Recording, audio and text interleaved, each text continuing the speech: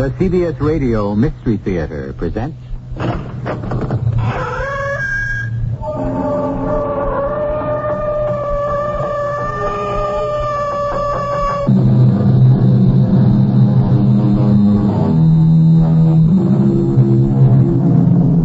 Come in.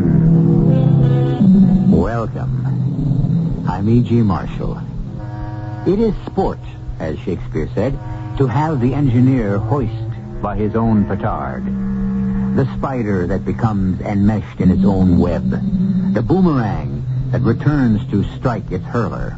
Yes, these are the delicious ironies of life, or death. And these are also the unusual, the striking, the dramatic examples. Much too commonplace are the multitude of little unseen, unknown traps most of us are constantly setting to ensnare ourselves. Peter, you have to see reason. Reason? Reason is all on my side. Well, you should know. The sheriff and the others, they've decided to bribe you. I have never in my life let money influence my decision. Go back and tell them it's a waste of time. But they don't intend to offer you money. What else could they use for a bribe? Me.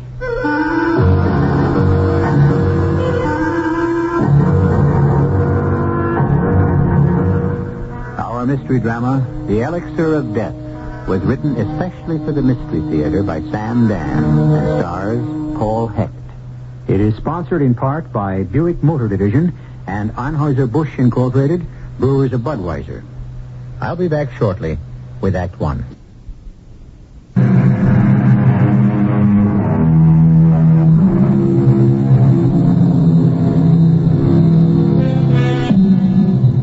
Well, let's get away from it all.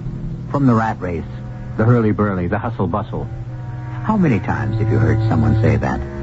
How many times have you said it yourself? Well, Peter Nevins has been saying it quite often, as a matter of fact. And everyone who knows him kind of smiles tolerantly. Peter Nevins, a brilliant young physician with a fantastically promising career, Peter is going to cast this all aside for the life of a country doctor. You actually, seriously intend to resign? That's what it says on the paper. Yeah, but why? Because I've had it. Had what? The rat race. I'm fed up with it. I want to live. Live? I want to breathe clean, pure air. I want to know the woods and the mountains. That's nonsense. Dr. Stern, I respect your ability as a man of medicine, Now, but... come off it. You made your choice long ago. What choice? You could have chosen something easy, pleasant, but you didn't. You chose medicine. You mean doctors don't have a right to live? Why are we indulging in this nonsense? You're a very special doctor, and you know it. I don't know anything of the kind. Why are you angry? I don't like it here. Here? In the hospital? The city here, the hopeless, helpless mess that life has become. But here's where you're needed. This can't be you talking. You know the level I'm talking about. You get something more than a headache or a bellyache, and you have to send that patient into a clinic for sophisticated treatment. What are you going to do out there, anyhow? Fish. Take pictures. Write poetry. Why didn't you say so in the first place? Nobody ever listens to me. I've been saying it all along. Oh, look, Doctor, I like the work here, but I just can't stand the life. The life? I think you should see George Harris. I don't need a psychiatrist. Everybody needs a psychiatrist. Take the word city itself. The Greeks have a word for it, polis. We live in a metropolis, which means the mother city. The word police, it literally means the force of the city, you see? No. Politics, the affairs of the city. What does all this nonsense have to do with medicine? Everything. Because this is what life here is all about. Here we express our lives in rituals.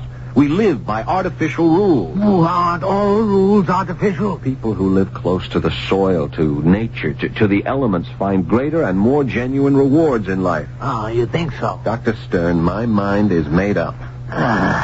Well, come to dinner tonight. It's probably the last decent meal you'll ever have.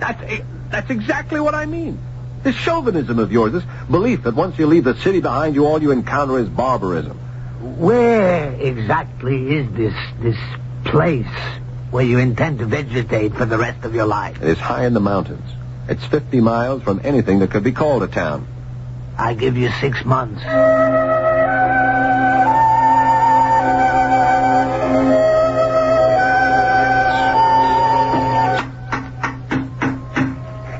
Doctor. Oh, good morning, Miss Renshaw. Oh, you can't do that up here, Doctor. Do what? Call people by their last name. Well, I don't know your first name. It's Carolyn. Oh, mine's Peter. Oh, no, we have to call you Doctor. Why? Oh, I suppose it's one of the rules. That's funny. I just had a talk with a man before I left, and I contended that there was less artificiality and fewer rules in the country. That's not true. We have more rules here than anywhere else. Oh, I can't believe that. Oh, you'll find out. How'd you like my sign? Very neat. Peter Curtis Nevins, M.D. You know, that's what I always dreamed of doing. Personally hanging up my shingle. Oh, I'm sure you must have done that before. I had an office in a building made of glass and granite. My sign was inserted into place for me. You'll be the first doctor this village has ever had. You see? Already I own the distinction. I'd like to ask you a question. Go ahead. Whatever made you decide to leave a wonderful job in the big city and come here to this godforsaken place? I'm afraid I don't understand. Well, it just doesn't make sense. Well, it doesn't make any sense. Well, the tendency is for most folks around here to move out. But you're the first within recent memory to move in. You mean people actually leave here? Oh, every chance they get. Would you leave too? I can't very well. Not anymore. Oh, I'm afraid I don't understand. It's 8 o'clock. I'll be late for classes. Oh, that's right. I remember now. You're a school teacher. Doctor, I am the school teacher.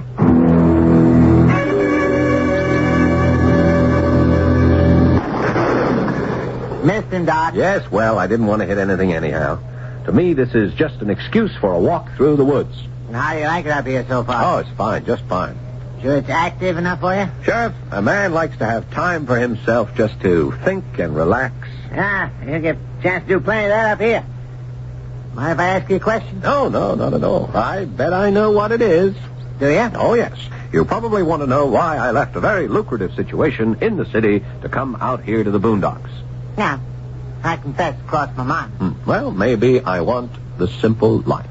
Well, life ain't simple no place anymore. I worked under a great physician, but it wasn't really medicine. Well, I don't really follow that. You see, Sheriff, one treated people, and one could cure the illness, but not the disease. Now I'm lost. The illness, in most cases, is a particular bug. So you kill that with a drug, or you cut away whatever that bug has infected or destroyed. But the disease itself remains because it was created by society. Yeah, well, what disease is this? Look, what good is it to tell people that a balanced diet is vital if they have neither the education to understand you nor the means to afford it? How can you tell a man he simply must keep off his feet when the only job he can get forces him to stand 8 hours a day? And that's what bothers you? It was too much, too complicated. I just felt my life was slipping away. It'll slip away from you here, too, Doc. Yes, but not so fast. Oh, by the way, you got yourself a new job. You're the health officer. Health officer? Well, we got to have one. We've been using doctors from over at Selwyn's Corners in Centerville. But now that we got one of our own, might as well throw the business his way. Oh, what business? Well, the pay ain't much, but then the job ain't much either. Let's see, got to inspect Ed's Market and Shorty's Diner. That's all the food places we got. And the bottling plant. Well, that doesn't sound very arduous. Well, you just know Ed and Shorty run clean places. As for the plant, you won't find more modern machinery anyplace. What about the plant, Sheriff? Well, it's the lifeblood of this little town. That's where the famous Elixir Vita comes from. Well, I'm ashamed to say I've never heard of it. You better get with it, Doc. That's your part of this town. It's your bread and butter, too. It's a gourmet water. A what? It's the only way I can describe it. Comes up out of the spring. It's on town property. The town owns the bottling plant. And since you're a taxpayer here now, you got a piece of it, too. Oh, and it's one of these spring waters that's sold for people to drink, huh? Only if you're rich. Oh. I mean, that's an expensive bottle, Doc. Oh, right. Mostly it's not for drinking. Well, if you don't drink it... No, it's used for cooking, for mixing drinks. You're kidding. Well, between you and me, it's a snob thing. Then you got these great gourmet cooks, and you say to them you can ruin all them expensive items in that recipe with ordinary tap water. And this bottling plant sustains the economy of the village, huh? This plant nourishes every one of us, Doc. Huh. Well, what kind of water is it, Sheriff? You want the truth? To me, it tastes the same as any other kind. I'd like to try it. Now that you got yourself this new job and you're making extra money, you can afford to buy yourself some.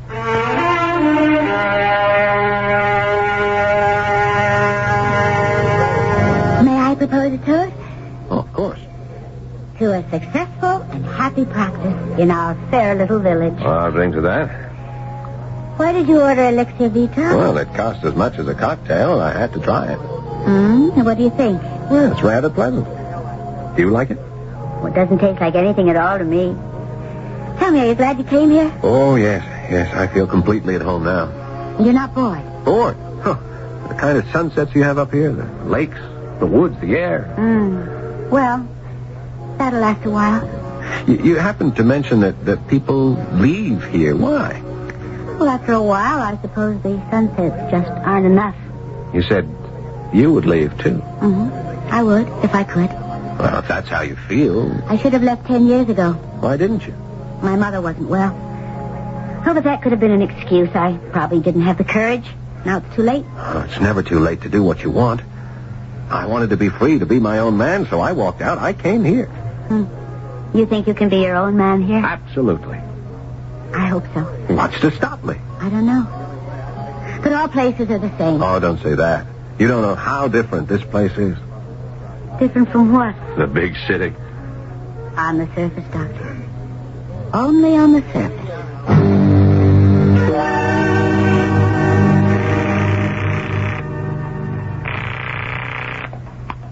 Dr. Stern. Dr. Stern. Peter, when are you ending the foolishness and coming back to work? Never. Doctor, did you get the water sample I sent you? Yes, Peter. What is it? Well, I can't tell you right now. Listen, did you isolate a certain substance? Has a kind of alkaline trace. Yes. And I don't know what it is. You don't, No. I've called in Stecker and Connolly. And they also say it's something brand new to them. It defies analysis. Yeah, I couldn't break it down myself, which is why I sent it to you. Of what is this a sample? Oh, it's just some water. What are you looking for? I am not even sure. Stecker says it looks vaguely like a substance that has found to be lethal when consumed by people who have certain protein allergies. How's that? But she's not sure, and it's just a wild guess on her part. Yeah. But the substance you found in the sample I sent you can't identify that at all? No. Nobody can remember coming across it before. Listen, Peter, come back. Yeah. Thank you, Dr. Stern.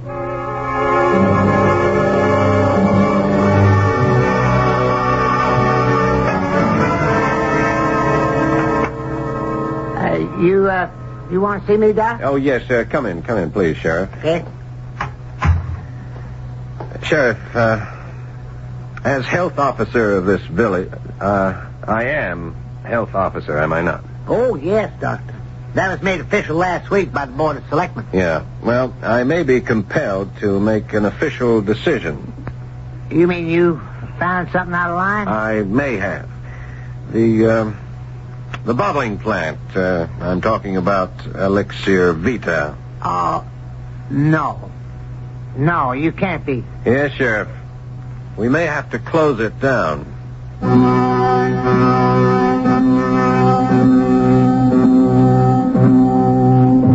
We may have to close it down. A simple statement, and yet it can mean financial ruin and economic doom for an entire town. At this point, all we know is that Dr. Peter Nevins has fled to the country in order to find the simple life. What he and we are about to learn when I return shortly with Act 2 is that there is no such thing as a simple life for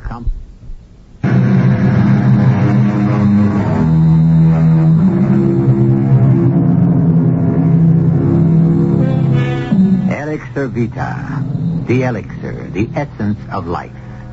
It is supposed to be a delicious aid to the true gourmet, and it is the economic mainstay of an entire town. Is this happy equilibrium about to be upset? And by a man who has always been extremely reluctant to make waves? It appears to be true. Close the plant down? Well, Sheriff, Well, you can't do that, Doctor. I understand what the plant means to this community. Oh, no, you don't. Without that plant, we don't have a town. You can't do that. Now, look, I didn't say we were going to do it. I said we may have to do it. Why? Because I think there's something in that water. What? I'm not sure. And what does it do? Well, I'm not sure of that either. Now, let me understand just what you're saying. There may be something in the water, but you don't know what. Is that right? Right. And it may be doing something, but you don't know what that is either. Not yet. And on the basis of that kind of evidence, you want to close down the plant? It's not evidence. It's just a suspicion. That's even worse. You mean you close down the plant on just a suspicion? Well, Doc, you can't even convict a guy for murder if all you got is just plain suspicion. Now, this is a pretty strong suspicion. About what? About something in that water. All right. You're a health officer, and you could close us down if you felt it was your duty. But you'd have to say why. Unless you could do that, we could go to a judge. I know. On the other hand, if there was something wrong with our Elixir Vita and it harmed folks, we wouldn't want to be responsible. See what I mean? Oh, yes. I see what you mean.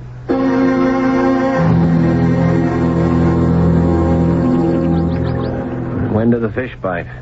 Well, these are mountain country fish, you know. They're supposed to be highly individualistic.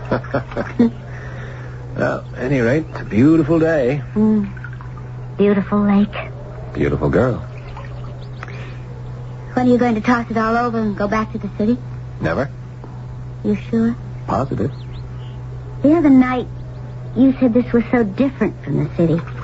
And I said, only on the surface. You asked how. And I said you'd find out. And I remember I didn't agree with you at all. You also said, in the city you couldn't be your own man. Whereas here... What brings all this on? The city may have just caught up with you. In what way? In every way. Name one. Intrigue. Intrigue? Up here? You'd be surprised. Sheriff Blakely took me into his confidence. Oh. I'm supposed to use my wiles to worm something out of you. Well, I can't imagine what that could be. Oh, yes, you can. I'm supposed to find out just what it is you know, or think you know about the Elixir Vita. Aha. And how far will you go to discover the secret? Oh, Peter, I don't know. This thing has acquired a life of its own. We'll just have to see how it develops. I feel like an enemy general in a movie about to be done in by a beautiful spy. You see, there is intrigue in this town. And once you dig down deep enough beneath the surface, you may never have left the big city at all.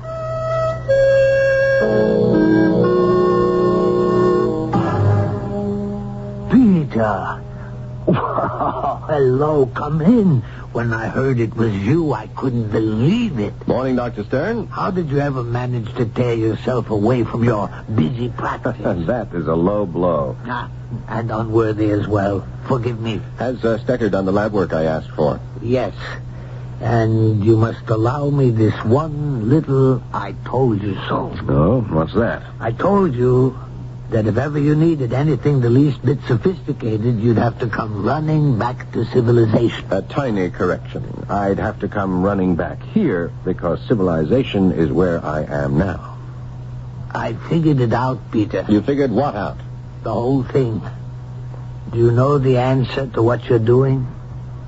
You're afraid. Oh, what am I afraid of? Medicine. I love medicine. Maybe I should say the human aspect of it. But medicine is concerned with humanity. Yes. And it's also practiced by human beings. And some of those human beings had started to scare you. I don't follow this. You were a bright young man, Peter, the brightest in your class. You showed the most promise. Well, maybe you feel you haven't lived up to that promise. I never thought about it one way or another. A few years have gone by. You see other bright young men coming up. You're afraid of them. Oh, that's not true. You're afraid to compete. That's why you create this fantasy about the country, the purity of the simple life. Well, maybe I just love to fish, the way you love gourmet cooking. Yes, I'm a gourmet cook. and I'm a master bridge player, but I'm a doctor. Oh, we're having this argument again. Peter, why are you afraid? Afraid of the city? Look, I came here to say hello, to take you to lunch, and to see if Stecker has got anywhere on my lab work. We've already said hello, and you can't take me to lunch because I'm preparing it here. And about Stecker and your lab work, why don't you ask her? I do not know what this is, Peter. And you can't guess? You do not come here for guesses. What kind of water is this? Oh, it's just water from a spring. And you wish to know if you can drink this water? Well, I thought I'd analyze it myself, and when I did, I saw the substance in it that I couldn't identify. What it is, we do not know. Let us call it X. Well, for some reason, one that I can't understand myself, I have a feeling that X is harmful. Is that true? I cannot yet be sure. X reminds me of something. It is not the same thing, but it could be similar. Well, what's that? It could be dangerous for people who suffer from a protein deficiency. Are you sure? No. I suspect. That is all. Can you find out? I can try. Well, how long will it take? Peter, you know how long these things may take. 10 minutes, 10 days, 10 years, forever.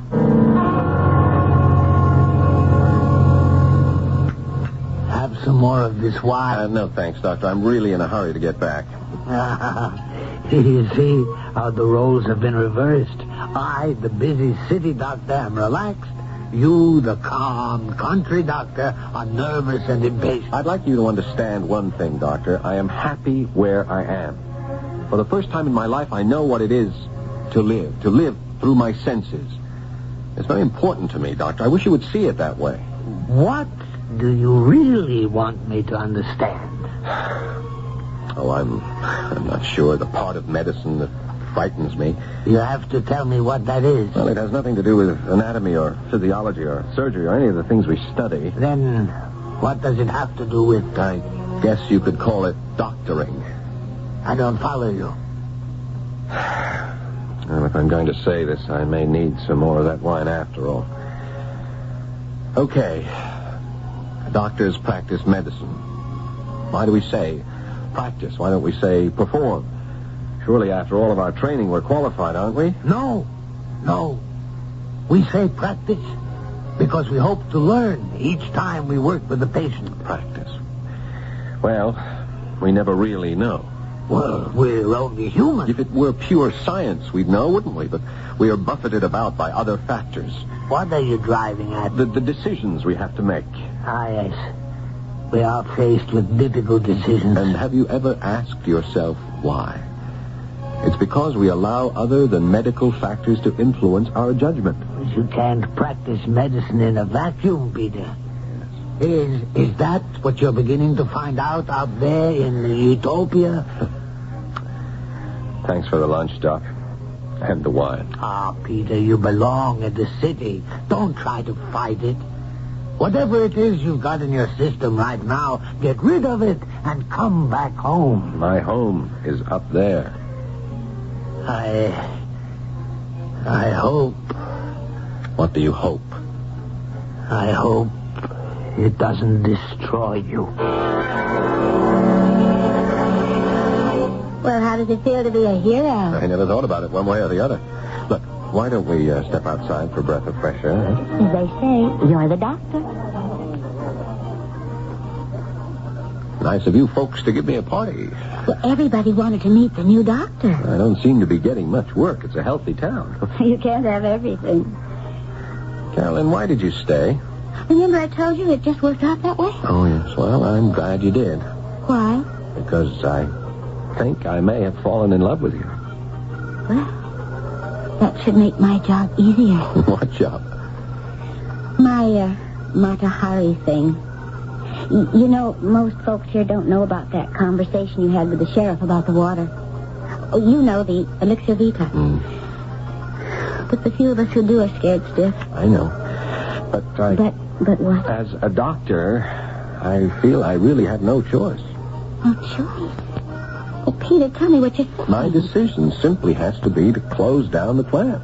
But do you realize that if you close down the plant, you destroy the entire town? I know. I've taken all the facts into consideration. But the right thing to do is to close the plant.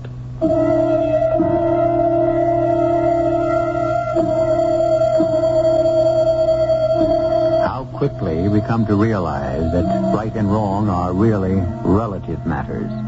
Once we get out into that hard, cold world, how soon we perceive the incredibly complex web of conflicting interests that surround each act we perform. How rapidly we learn that there are two sides to each story. Well, that's life. And that's also the third act, which I shall bring here in just a few moments.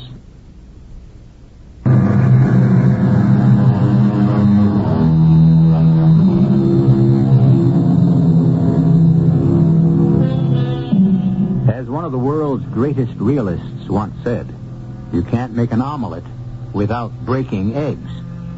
And we have here a Dr. Nevins who, figuratively, is going to break some eggs, simply because it's a matter of duty. The problem is, he's talking to one of the eggs right now.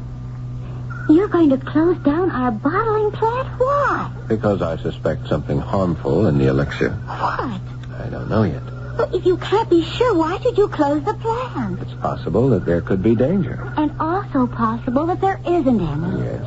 And so, until we find out... You order the place shut down. Look, it's entirely possible that these suspicions I have are unfounded. And then the plant can open up again. The plant can never open up again. Why not? Once it receives a clean bill of health. The damage will have been done. People will never have confidence in it again. Carolyn, I understand. No, you don't understand. This town will be wiped out. My mother and my father, they're old, and everything they own is tied up in that elixir. Well, there isn't a family in this town that... The right thing to do... Right thing to do for whom? I wish... Oh, I wish I really knew what to do. Peter, are you happy here? Yes. But you want to stay? Of course. Well, you won't be able to if you close the plant. That should be obvious. I know. Everybody in this town will shun you as if you were a leper. Because I told the truth. And you? Me? Will you also shun me? Yes, I think so. I told you I loved you. Yes, I know. And the reason I told you, I was very sure. I just knew you felt the same way about me. Do you? Yes. And you would still side against me. Yes. But I don't want to be in love with a fanatic, a zealot. Is that how you see me? Oh, that's what you'll be. Oh, Carolyn. We've been bottling Elixir Vita for 80 years. There's never been any kind of suspicion about it whatsoever. But that doesn't mean to say... Peter, there's such a thing as simple justice. You're innocent until you're proven guilty. Give Elixir a chance.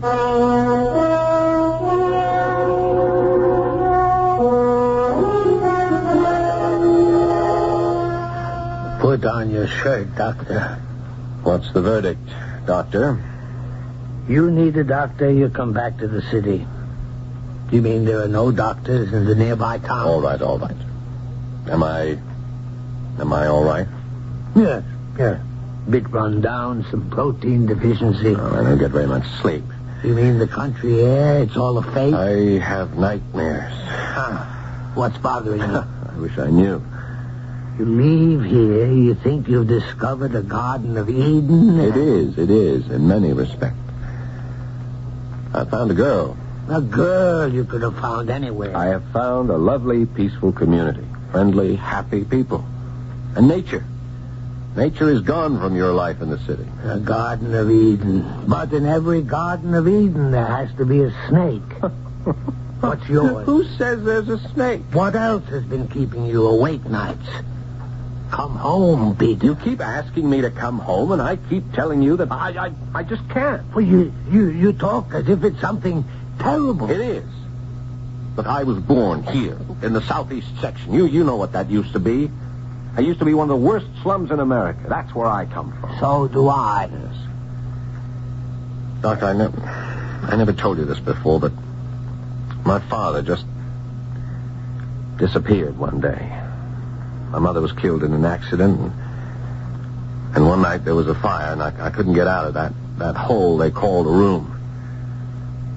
The ceiling fell down. It would have killed me, except I was under the bed, and for hours I lay there suffocating and choking.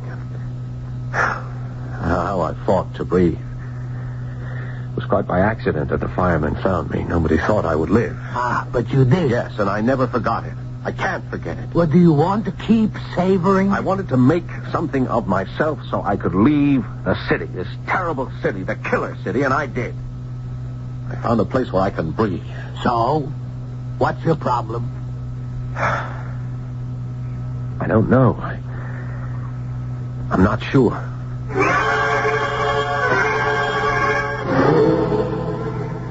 I have done the studies, Peter, and this thing we call X... Do you know what it is, Dr. Stecker? No. But I know what it does. Yes? It can be harmful to people who suffer from protein deficiency. How harmful? That would depend on the individual. Uh-huh. You know that, Peter. Yeah. It could result in mild discomfort for some, to acute symptoms, and in rare cases, even death. Then there is a danger in this water. For the most part, a remote danger. But it cannot be disregarded.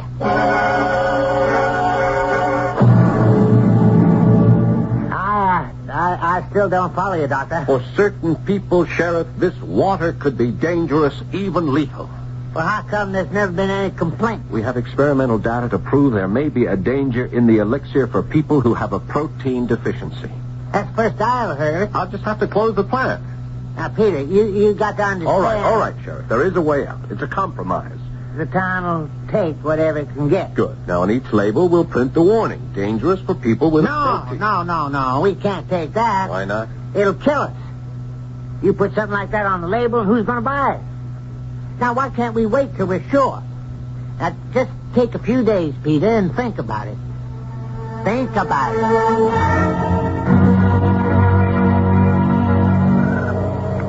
Peter? I must have dozed off. Oh, I don't know. You suggest a ride. I agree. You suggest we park. It's all right with me. And then you just fall asleep. I must really be exciting company. No, it's not that. I'm just a little bit out of sorts, I guess. You know, that must have been a harrowing experience. What was? Fire. Fire? When you were a boy. How did you know about that? You talk in your sleep. I wouldn't make that admission in public. After all, I'm not supposed to find that out till after we're married. You called for help. You couldn't breathe. You were terrified. Yes.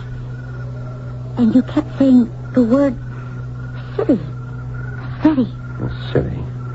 Is that why you hate the city? Because of that fire? No, the fire was... That was just the climax of it. My mother, she and my father had come to the city from the farm. They thought they could get rich. Mm-hmm. Instead, things turned into a nightmare, and my mother blamed the city for all her troubles. That's why I can't live in the city anymore. You may have to. Why? Because if you close the plant... I'm not closing the plant. All I propose is whatever you put on the label will amount to the same thing. Carolyn, there's proof. How conclusive. Oh, well, you can look at it in a number of ways. I have a protein deficiency myself. It's a hangover from my childhood. So you don't have to use the elixir. But there are unsuspecting people. Very well, Peter. Theoretically, you're in the right. Now, let me tell you what happened last night. My mom and dad, the sheriff, the selectmen, they held a kind of private meeting about you. About me? Mm-hmm. What to do about you. Well, they didn't say it in so many words, but it was decided to offer you a bribe. Money? Not as blatant as that. Since you're an important member of the community now, you should own a larger share of the bottling plant. If anybody tries... They won't. They soon saw it was foolish. Well, one thing I can tell you, I can't be bribed. But you are, Peter. You are being bribed. How? By this life. This kind of existence you've always longed for. The kind of town you always pictured. Even by me. For some reason, I'm the kind of girl you always wanted. If you insist on destroying the elixir, you lose all of us. That's the bribe, Peter. Yes, that's the bribe. And you have to decide whether or not you'll take it. Will you come back to the city with me, Carolyn? Could you go back to the city, Peter? I think more time is needed to form a definite conclusion. After all, there's no proof it ever killed anybody.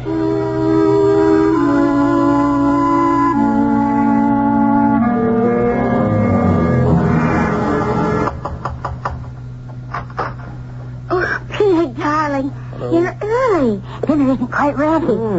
That divine aroma. Carolyn, I didn't know you could cook like this. Hello, Peter. Ah, Dr. Stern. I can't. Dr. Stern decided to come up early for the wedding, and he insisted on preparing dinner. Oh, he's a genius. I always really wanted to be a chef. Peter, you're not looking well. I'll stay a couple of days and see that you eat properly. I don't know when I've ever enjoyed such a splendid dinner. We'll have to invite the doctor often, Peter. And when I can't come, I'll give you some of my recipes. Will you gentlemen excuse me? I'll bring in the coffee. So, are you happy? I'll settle. Dr. Stern, have you ever been bribed? I've never accepted money that... No. I don't mean by money. Well, yes. By the prospect of position, reputation. I see. All of us, whoever we are, whatever we are, can be bribed by something. I know. What all this means is that you have already taken a bribe. Isn't that so? That's right. What? A way of life? Was it worth it? Oh, yes. What did you have to give up? Just a little bit of integrity. Then it wasn't worth it. Oh, it was a tiny, insignificant bit, Doctor. The trouble with integrity is that it doesn't come in bits and pieces. It's either all or nothing. I had to do it, Doctor. I couldn't give all this up. Well, what? We're doing what we command our patients never to do after a meal. Get excited. You know, Dr. Stern, tonight's dinner was the most delicious meal you ever cooked. You know something? I agree with you. Carolyn helped me with something I never heard of. It's marvelous. You could actually taste the difference in the soup. The soup? The soup was never better. It's something you people bottle up here. What? What are you talking about? It's that water, what do you call it? The Elixir Vita. Doctor, you mean you prepared the dinner with Elixir Vita? I always considered myself a gourmet, and here I'd never even heard of. But you should know all about it. You've been having it every time Carolyn made dinner for you. I imagine back home I buy the most expensive ingredients, and then I use ordinary water. It just doesn't make sense. Carolyn! Peter, is something the matter? What is it, darling? All the time I've been having dinner here at your house. Have you been cooking with Elixir Vita? Well, of course. You mean I've been ingesting that stuff? Ingesting? Well, that's kind of a strange word to use with Elixir Vita. Now just tell me the truth. Every meal you've had since you've come to this village, wherever you've eaten it, contains Elixir Vita. What? Well, we all use it. That's why the food tastes so good. No wonder I'm starting to feel like this. Peter, are you all right? Dr. Stern? No. He looks a little bit tired, run down, but I think he's all right. No, Doctor. If you examined me, you'd see that I am on my way to severe illness. Maybe death. What are you saying? But I'm fortunate. I can save myself. I know. But the others... How many others will suffer and never know why? Until one day... One day... I'm sorry, Carolyn. I'm very sorry, but as the health officer and as a doctor, I really have no choice. And if that means the sky will fall, well, let it.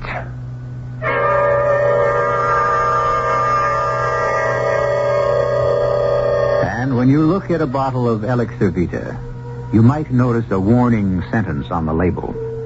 Should not be consumed by persons with protein deficiency. And you know something?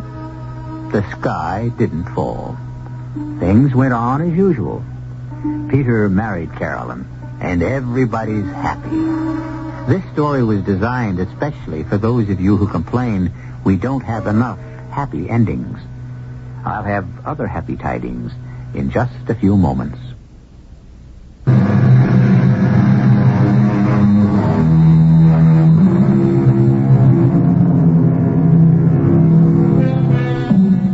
It's all relative, the physical and even the mental. Something that can nourish me might destroy you. We're all so different, so contrary, so inexplicable, and so unpredictable. And this is certainly cause for joy and great celebration.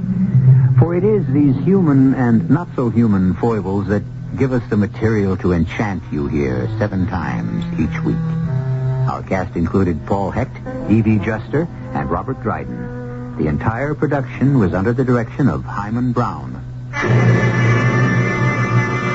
And now, a preview of our next tale. The Chamber of Commerce dinner was long and tedious. I was sent home early with the lieutenant governor's wife. But not before Lewis had informed me that John, contrary to his normal habits, had been drinking quite a bit. But he assured me that it would be all right and that he would make sure he got safely home.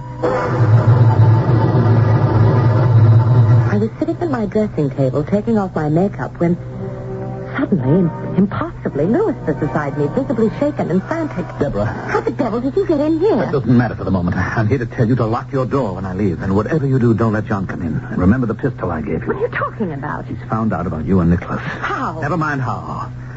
When I left him, he was loading his hunting rifle. For heaven's sake, when I leave, lock your door. Are you suggesting that I should be afraid of John, the most... Debbie, he is not himself. He's out of his mind. Good Lord, here he comes. Radio Mystery Theater was sponsored in part by True Value Hardware Stores. This is E.G. Marshall inviting you to return to our Mystery Theater for another adventure in the macabre. Until next time, pleasant dreams.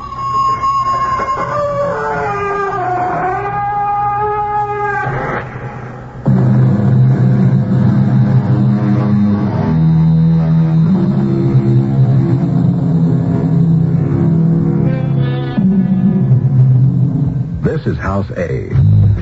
House A's owner pays an annual percentage rate of around 18% on his second trustee loan, which is the typical cost at most companies.